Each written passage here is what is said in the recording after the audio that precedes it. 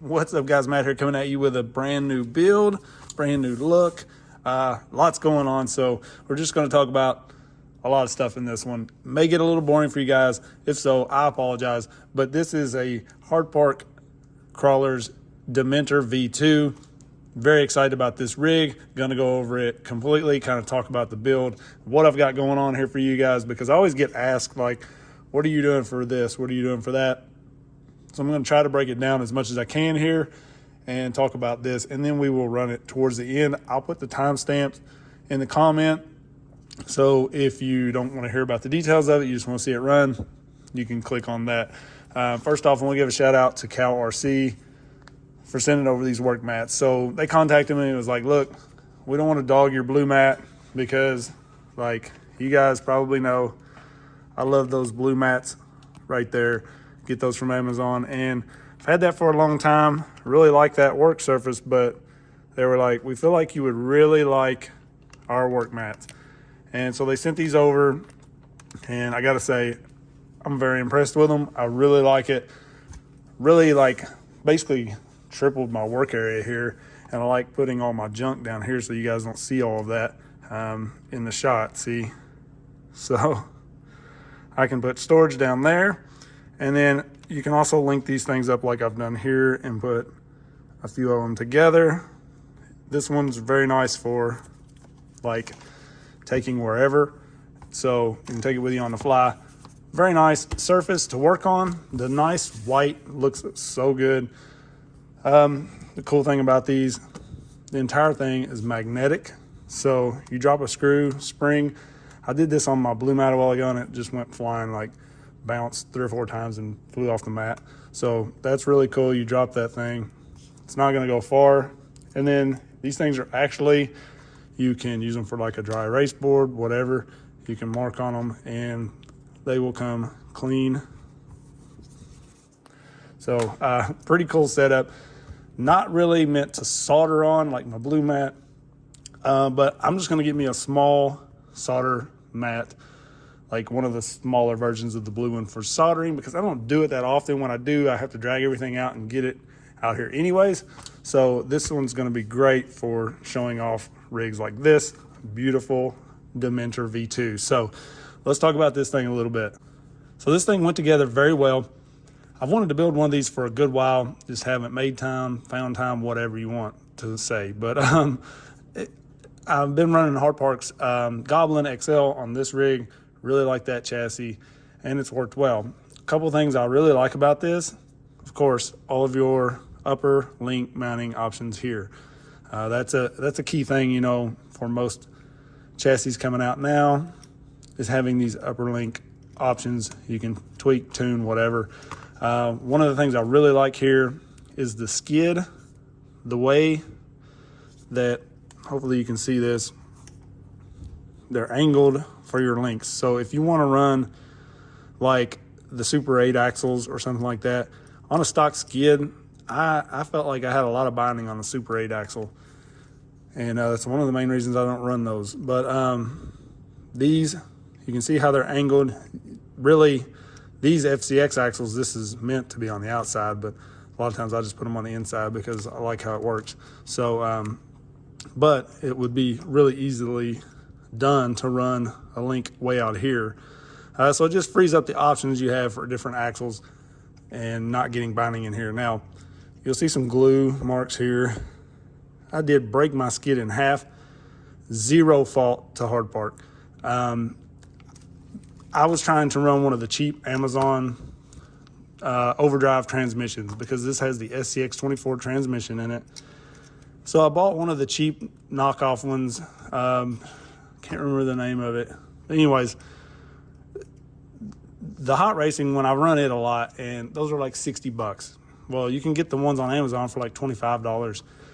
But the screw holes stripped out like immediately. Neither one of these screws would hold anything at all in that transmission. So I was pretty disgusted with that because I was ready to build this, ready to go. I wanted to use that overdrive transmission with the FCX axles to get some overdrive to the front. And I was dead in the water. You know, that housing was stripped. I was done. So me, being me, not going to let it go. I ran a larger screw into the housing and actually got it to hold. It was going to work. Then I decided I didn't like the motor was in there when I got it built. So I was going to take it out and put this Furitek Mini Komodo in there. And when I did, the screw broke off in the transmission. It was stuck to the skid. I could not get the transmission out. So I was drilling. I was doing lots of stuff trying to not destroy this skid. I ended up having to get to the point where I put this on the broken screw and was like hammering it to try to get that transmission out. And I broke the skid in half. So thankfully, Chad at Hard Park, I contacted him to ask about buying a new one, and within an hour, he had me one in the mail, like I had a tracking number. It's crazy. So very good customer service with Hard Park. Not just me. I've talked to many people that said the same thing. They are in the U.S., kind of local to me, like one state over, so that's really cool as well. So no fault to them at all. That was me being me. I break everything. So anyways, I really like the angle of the holes for your links on the skid. I like how it's a nice flat skid. It's not big. It's very nice. So I think it's going to work well. Overall, this thing, it goes together like super smooth. One of the main concerns for most people with these type builds is fitting electronics in them. So I do like how this Lizard Pro has this case now. Furitek is going to offer. It just looks a little cleaner than like these sticking out there. So just a cleaner look for me, so I didn't mind that sticking out the front, whereas normally I would kind of want to hide it just so it looked a little better. I was playing around with mounting the battery up here, and it was just kind of a pain to hook the battery up there and everything, and I thought, like, let's just put it on the rear axle. You know, a lot of times I end up adding some weight back here to the axle, so I was just like, I'm going to put it on the rear. So I put one of those, an extra servo mount I had on there just to give it a little more area, Velcroed it on, and I think it's going to work. Running, like I said, the Mini Komodo in there, super smooth motor. So with this one, I'm running the FlySky G7P. Not a real big fan of the menu system on this thing. It's the main reason I don't use it. It's just very funky, but I've had this thing for a long time and haven't really used it, and I'm like, I need to start using it. So I found these somewhat micro receivers for it, and that's what I'm running in here. So I was going to show you guys the FS-R4D. You can see not a bad size on this thing. Fit in there really well. You can kind of see it up inside there. It's sitting kind of like this. So that works. I've been running these in the GT5. I always get people who ask me about these. So you can see there, not a lot of difference, a little bit bigger. But I do like it's kind of got, you know, some shrink wrap around it and looks nice and neat. This is the one you need for the GT5 though. A lot of people get the wrong one. The AR52-F2, a lot of people buy that and it won't work. That's the one you need right there. So if you search that one, that will work with the GT5. Really easy. You just plug everything up. You don't even have to like bind it. You just turn it on and then turn your transmitter on, and it's set pretty much. So running the OGRC Servo on here. This is basically just like the Agfrc, a little bit cheaper. And I'll link everything in the description that I can.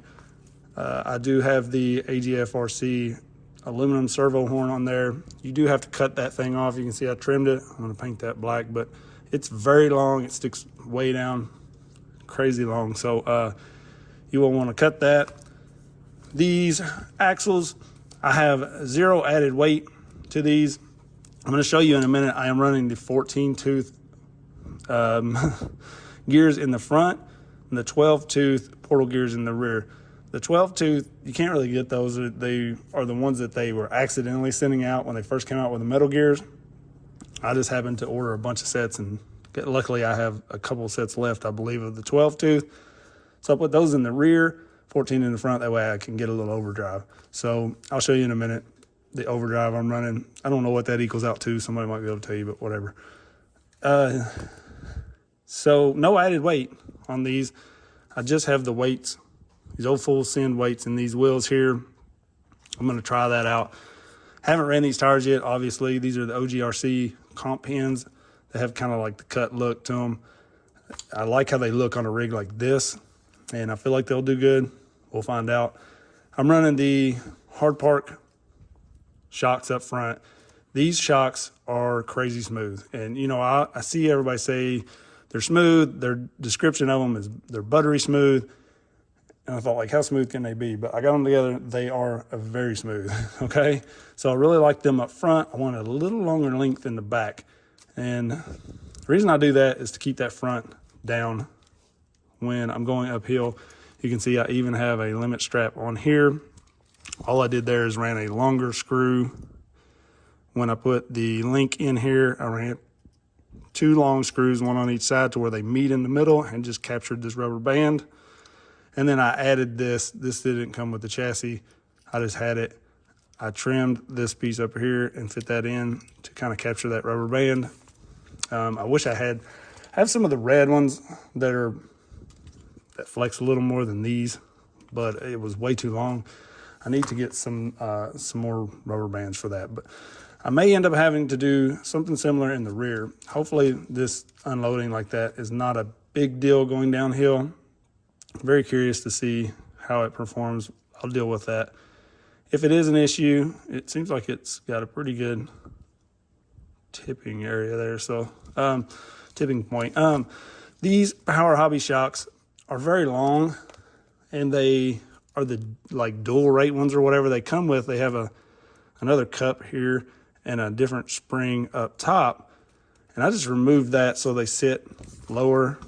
They sit kind of low all the time, but you have all that travel. So this thing's got some pretty good flex, but the front is still kind of limited. So it should be able to do pretty decent uphill. Hopefully we'll find out. We'll find out how it works. You know, that's one thing. I'll build stuff and then I just run it and tweak it from there. So I think that kind of covers it. I'm going to do a video on these links, how I make them, because this is all just pre-bought, pre-threaded rods from Amazon. Rod ends, I get some that fit the SCX24 to put on at the skid. And then I get the M2 for the M2 screws at the FCX axles. And everybody always asks me how, you know, I do these links, but like I just have a lot of parts around, a lot of these different lengths of these because they're available. These are the same thing, just a shorter setup. So you can see here, I made these, bent them how I wanted, and used some stock SCX24s up top, and just like made the hole a little bit bigger for the M2 screw back here on those. But it's pretty simple. I will make another video on how I make those. I had a video on making links, and because I made the roller baller bearing link thing, I was always catching hate for that, so I just deleted the video. I was tired of dealing with it. I'm not here to steal anybody's sales. I really don't care what anybody makes. If I can make it, I'm going to. So one thing I like about these shocks here is the body rolls. It's kind of just thinking ahead of the game, like, because if you're running big tires, that's gonna like catch, and ideally, it was doing it a while ago, I don't know. That's just gonna spin, you know, but anyways, it's not gonna bind up horribly, and it's a pretty cool idea. You can see that one, see how it's, so pretty cool. Super smooth shocks. These Power Hobbies, we'll see how that pans out. I may have to limit that rear some. We'll see how it does on downhill. But other than that, I think that pretty much covers it. These are some trail wheels with, I don't even know where I get these rings. Maybe Maz rings. I'm not sure. Anyways, some different rings on them. And I liked how they looked on here with these tires. So we're going to go that route. Let's get this thing. I'll throw the battery in it. I'm going to show you guys the overdrive that I'm able to get using the accidental portal gears. And then we'll run this thing for the first time. All right, so I'm going to show you guys the overdrive I'm getting here. Luckily, I haven't had any issue running the smaller gears in the rear. Some people said they'd hear clicking, you know, because the mesh wasn't good. I haven't had any problems. I'm running in one or two of my other rigs, and I couldn't even tell you which ones they're in at this point because I haven't had any trouble. But you'll see here the overdrive. So you see the front is already once around and the rear is just to that point. So getting a decent amount of overdrive going on. Anyways, another thing that I did on this with the FCX axles, we all kind of move the screws that are in the front here to the back. I cut the tabs off where those screws mount. So I cleaned that up, and then I grinded these down, these rod ends down just a little bit that I use for the steering here on the back side, so I can get as much steering as possible out of that. And you see at a certain point you hit the axle with the rod there, the rod end, but I'm getting quite a bit of steering with those axles. So I'm really excited to go run this. We'll test it out. Of course, with the Mini Komodo there, we got crazy low speed, nice transition, good flex on this rig. Really excited to see how this thing will perform. So may not be my greatest uphill rig, but I feel like it's, you know, it's got the flex and the travel. It's going to be a lot of fun to drive. So we'll go check it out and see how it performs and talk a little more about it.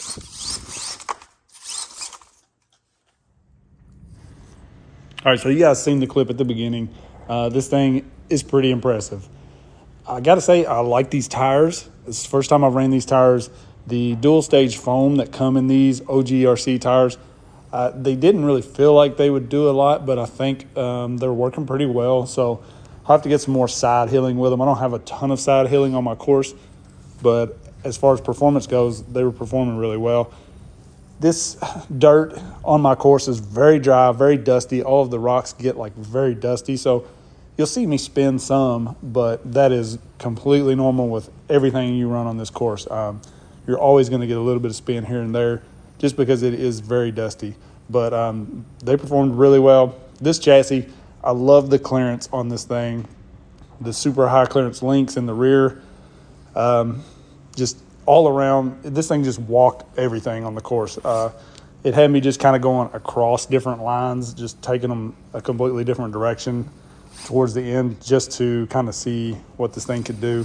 And really, it's a performer. It really is just straight away like it is. Very happy with how it's performing. A couple good climbs.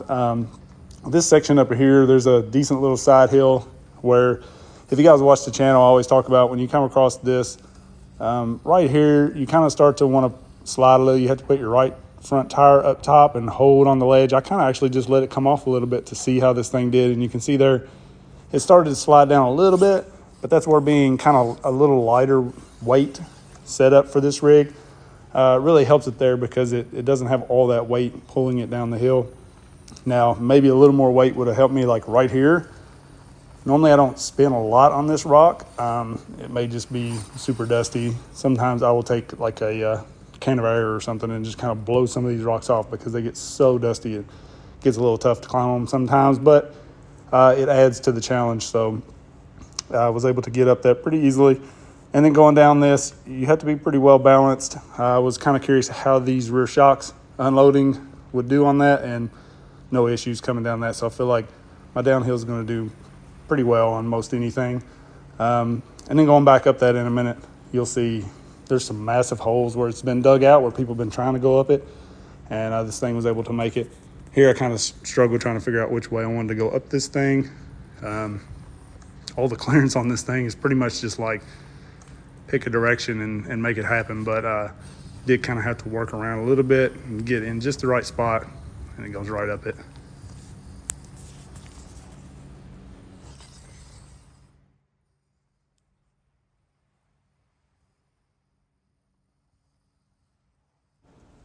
So this climb right here is definitely one of the tougher ones on the course. You can see the big holes right there that's been dug out where people have like spun and just threw the dirt out.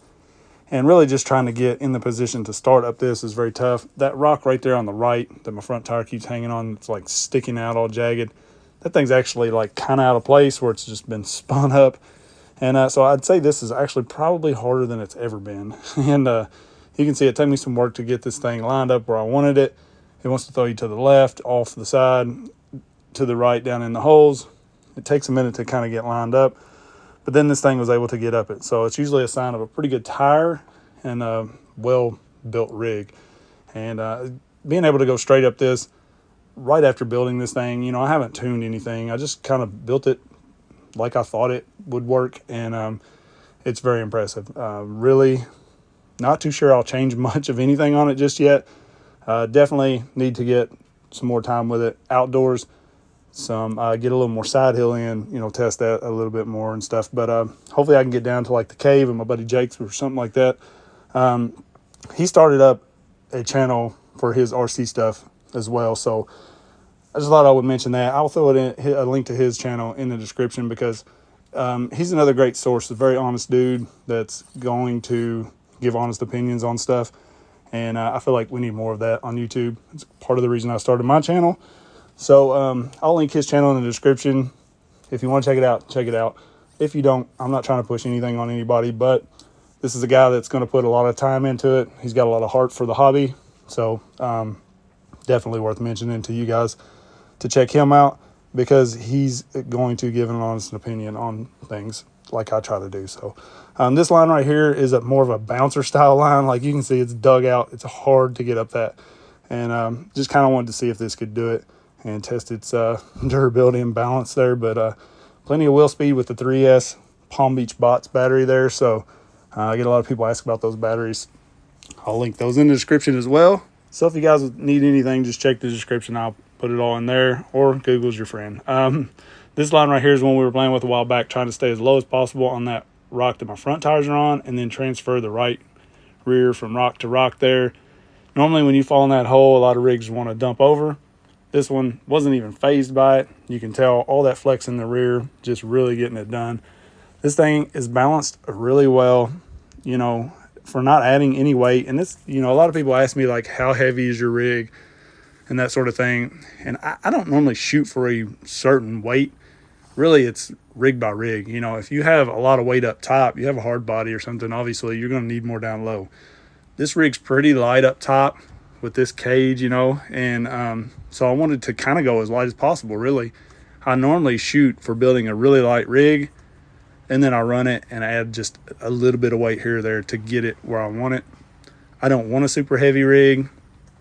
You know, it's just harder on parts, harder on drive shafts, motors, axles, all the things. This line right here, I did it several times because it was just so much fun, and pretty impressive. This thing can just kind of slow crawl to the edge there. That's where, you know, people are like, why do you need that super slow crawl? And, you know, a spot like this, look at how slow I'm able to creep that thing. Keeping it kind of balanced and just waiting for it to fall. I mean, yeah, I love it. I love it. That's why I run this Furitek in there. So this thing making use of all of the course. So I'm going to shut up now, let you guys finish watching this little bit of a run here. I highly suggest this chassis. If you're thinking about it, definitely go for it. It's great. If you're building it just straight SCX24, or you're wanting to do like I did here and mix it up with the FCX axles, it's a performer, and I love the looks of it. Just absolutely enjoying it right now. So you guys let me know what you think about it. If you need anything, let me know. I try to answer all the messages I get, comments, everything. Sometimes things get lost. I can't keep up. So I'm trying. I apologize if I don't see something, but definitely reach out. I appreciate everybody watching. Peace.